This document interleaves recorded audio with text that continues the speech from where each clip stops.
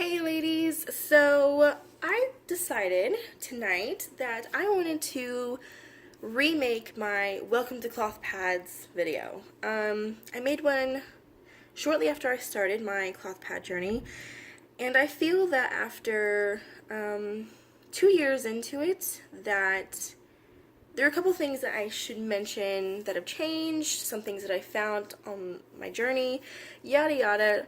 So I figured now would be a great time to just kind of start fresh and just, go over everything that I can think of with you all.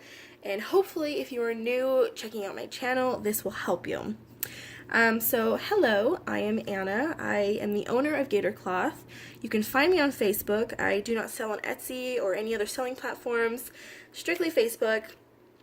I have a wonderful following, and they're more than welcome and happy to answer questions that you may have. So if you are interested in joining my group, just check me out on Facebook. I will try and remember to leave the link in the description box.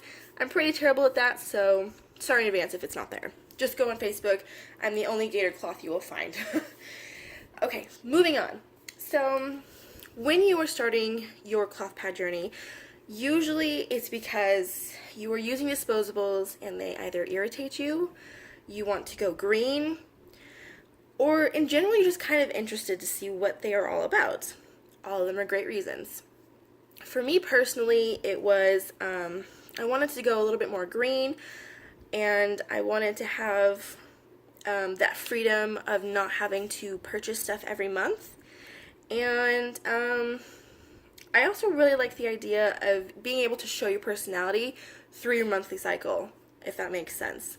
So my cloth pad journey began in 2015, in May to be exact, and at the same time I joined with Brittany, my friend, who is my admin and a close sewing friend of mine, and together we started, and it was a very bumpy and rocky road. It has taken us until maybe about 6 months ago, definitely 6 months ago for me, maybe a little bit more for her, to know what actually works for me, what I need to avoid, things that I have to ask to make sure are in or on my pads, and so on and so forth. So when I first started, I was using the incorrect shape for my flow, and you're probably scratching your head going, wait, what? Incorrect style for your flow? What does that mean? Don't we all bleed the same? Hold on. Yes. Sorry about that. Interruptions from the midget. Okay, so as I was saying, I was using the incorrect shape. Strange, I know. Everyone thinks that they bleed the same. I thought this too. For me personally, I am a front bleeder. So what that means is if you take this pad, I will only bleed in this area. So if I was laying on my stomach, I would bleed up onto my shirt by my belly button. There are others out there though who will bleed front and back, or they will just bleed in the center. So there are different styles, and strangely enough, it can change based on the period in your cycle where it may change directions. It is normal. It does happen.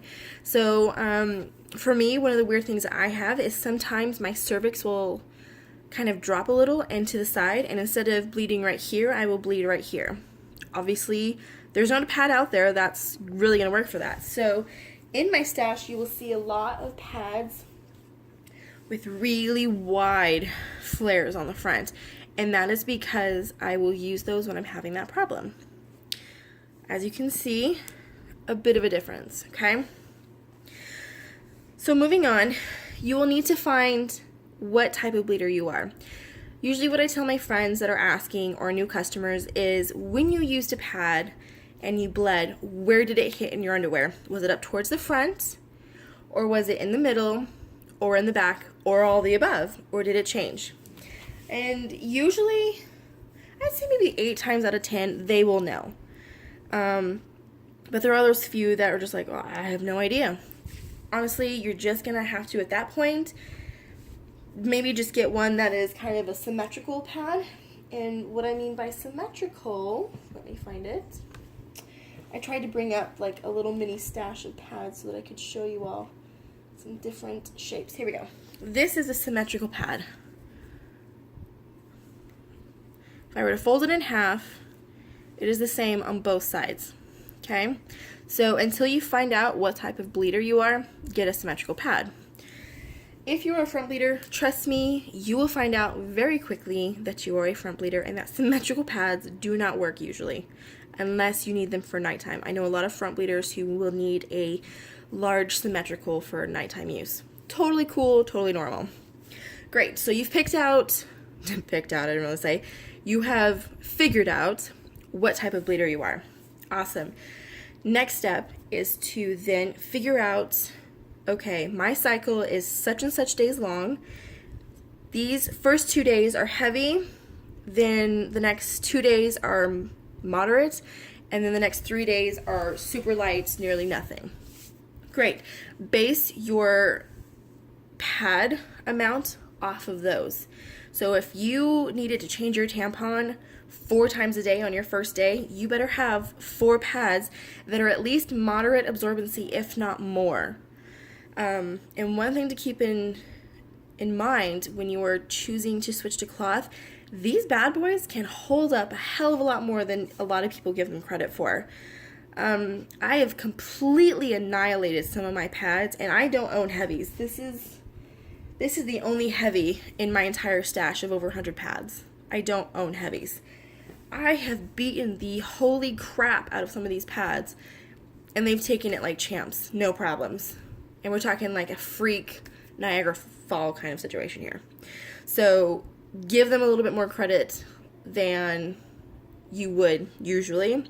They will surprise you. And I have had close friends of mine who were completely blown away by how much they actually held and have told me that their cloth pads hold more than disposables. So bear that in mind. If you think you're super heavy, sure, maybe grab a couple heavies. But moderates, I'm telling you, they will surprise you, okay? So get the absorbency according to your cycle flow, like I just stated. So you need 4 heavy to moderates on the first day. You need, 3 moderates on the second heavy day, and maybe another 3 for the next day, and then, 2 lights for the last day. Do it according to that, all right? There's tons of different topper options. This is a cotton topped pad. That's what it sounds like. You can see the thread and how the fabric looks. It kind of wrinkles sometimes. All right. Some people like this because cotton is really good at wicking really quickly. So if you're wanting something that will wick away the fluid, cotton's a great option. This one is cotton too, and see how wrinkly it is. Just the nature of it. It is nothing to do with the maker. Next is knit. This is what knit looks like. Oops, sorry, just bumped that. This is what knit looks like. Knit is, so here we go, like t-shirt material. It's stretchy. Let's see if I can get this to focus. There we go. It is a stretchy fabric. Okay, so beautiful. It will most likely come from a custom fabric group. So these are designs you couldn't just go to Joann's or Walmart and buy. Wow, my arm looks really long. Sorry. Anyways, so that's knit. This one is a PK topper. I say PK, others say peak. Totally up to you, but this is what it looks like. It's got like a sheen to it. It is stretchy in a two-way fashion, so only this way, not this way. Really good at wicking moisture away, and because it is a poly fabric, does not stain. So it's a big choice among people who are heavy bleeders or bleeders that stain really easily. Cotton does tend to stain a little bit worse. Knit isn't too bad as long as you are aware that sometimes blues can stain really badly. I love OBVs. I mean, how can you not love the colors? Oh, heavy breathing. Super soft. You can see the shiny fuzz. So, so pretty. And they make the most beautiful pads ever. Here's another OBV one. They can have designs put in them, or just be simple, sweet, and beautiful. Okay? So those are a couple options. This one is a flannel top. I love flannel because it is like immediate absorption. I love that. It's surprisingly not hot for me. Others have that issue of it being too warm for them. So it's all just personal preference. And let's see, do I have any other toppers at the moment out? Nope, all ones that I've covered. Oh, I do have Sherpa though, so let me show you that. Sorry, I'm just, making a big old mess here. I do want to show you Sherpa though, because Sherpa is very different. Where'd you go? There we go. This is a Sherpa pad. I love Sherpa. When I am having a gushy day, it wicks away like no other. Hold on, my son. Oh no, he's just singing to himself. One of my favorite fabrics of all time is definitely Sherpa. Okay? So moving on. Pick a few different toppers. Try them out, see what you like. You may like one style for a certain part of your cycle that you don't like for another part of your cycle. Try them all, you're never going to know until you do. Next, you're going to have wet bags. You're going to want them to replace and have on hand in your purse, because usually you would just have a couple tampons in there, a couple pads wrapped in their plastic wraps. So you're basically going to switch those out with reusable ones. It is super simple. It is not as scary as it sounds when you say it to yourself, I promise you. For instance, here's an adorable little wet bag that I got in a swap. Just snaps open. This is PUL or pull. You'll hear it said. You'll hear it said both ways. That was correct English, right? Sorry. It is waterproof. Okay. Water won't go through this. Okay. And if you were to, this is a 12-inch pad. This is a beast of a pad. And I could easily, just to show you size reference and that they come in all different sizes, that could be like your out for work size bag. I also highly recommend, if you want something super sweet and simple for your bag to put in your purse, if you by chance get Ipsy, their little makeup bags are perfect. I mean, you're really not going to use those bags, so why not reuse them? They're perfect. Look at this. Let's take this new OBV one I just got in, okay? I'm going to snap it up. I'm going to fold it up as best I can. And this is a bigger one than normal that they sent. Let's do this one right here. I could easily fit 2 pads in this. And then let's do this one.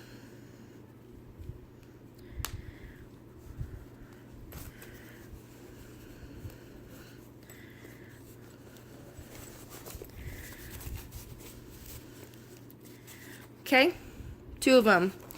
Wham, bam, tram, zam. Perfect. No one's going to know what's in here. They're going to think it's a makeup bag because look, there's mascara or lip gloss, whichever you decide. There's a compact. There's a brush. Right? No one's ever going to know. And then you can just go into the bathroom. They think you're going to fix your makeup and nope, you're going to change your pad. Take out your new pad, and because these are fully lined, you don't have to worry about it spilling anywhere, right? So if you have a friend who doesn't use theirs, grab them. I mean, make use of whatever you can, okay? You can also, if you wanted, you can also have a maker make you something like this. This is a clutch, and it is made out of whatever fabric you want. This one here is made out of knit fabric, custom knit fabric.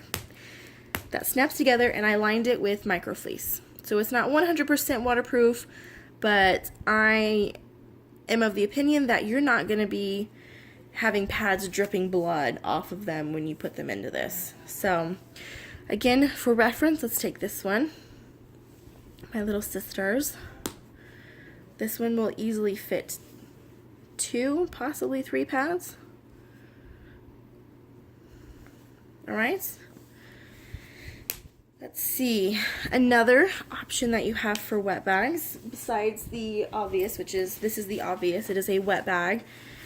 PUL lined, there's a hair on it, don't pay attention to that. It is PUL lined, it's got a strap so I can hang it onto a hook, and then just, when I'm done with the pad, fold it, put it in, don't have to look at it again.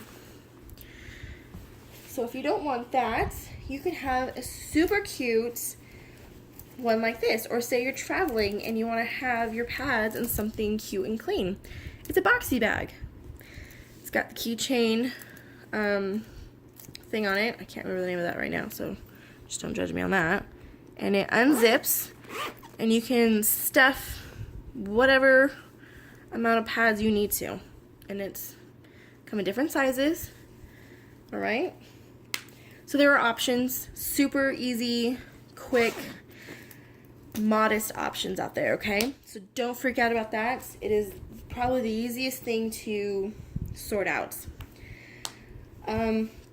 Next will be storage. How are you going to store your pads? If you are with someone, or living with someone, or married to someone, or dating someone who is completely grossed out by menstrual fluid, they're obviously not wanting to look at your beautiful pads like you are. So you can get what I do. I get these gorgeous boxes. This is a big one, so it's probably what's not fitting in the screen. And, oh, I just locked it. You can do that. You can get smaller boxes. This one has more wet bags of mine with different sizes. But just to show you size and depth of this box, right? It's big. But my pads live in a bigger box than this. So this was purchased at Dollar General. I have another video that I made that shows the storage that I get. This is another one. Super cute Velcro closure. And I've got some other ones in there. This is my cups in it, and this has my lights and liners. But this big old beast is what I have everything in. It's huge, I promise you. It's like a chest for pads, no joke. Alright, so you got the style you need to get, toppers you need to try, absorbencies you need to get, your wet bags, and your storage. That's literally all that you will need. That's all you'll need to get you started, to start your journey. And the next thing after that is just finding a wash routine that works well for you. I can't really go on and recommend all these different places to get stuff to try, because everyone has different tastes, everyone has different allergies, yada yada. I can tell you what works good for me. Personally, what works good for me is Tide Original and Method brand. They work really, really well. I really, really like the Method brand. It seems to do really well on stain treating without putting anything like Oxy or anything like that in. And Tide does really good too. And Tide's really good if you live in an area that has hard water. So keep that in mind. Another thing in your wash routine is do not put softeners in them. I do, because I'm a rebel. And I just put like a little itty bitty bit in there just because I like it to kind of soften my OBVs up and my cotton wovens and stuff like that too.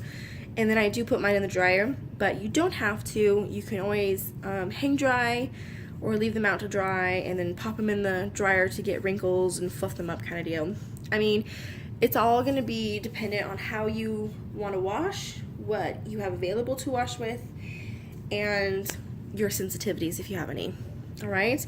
But just play around with it. If you're having issues, there are lots of groups that are great to go into and ask questions. You can get hundreds of replies within minutes. So bear that in mind. If you are ever struggling with your journey, there are always helping hands out there to help you get through whatever scenario you are facing, okay? But, that's basically it. It's not scary. Stick with it, and I promise you, 9 times out of 10, everyone falls in love and they come back for more. But that's it for me. I hope you guys enjoyed this. Give it a huge thumbs up if you did. Thumbs up. And click subscribe if you want to keep up with me. And I hope to see you again for more videos. Bye.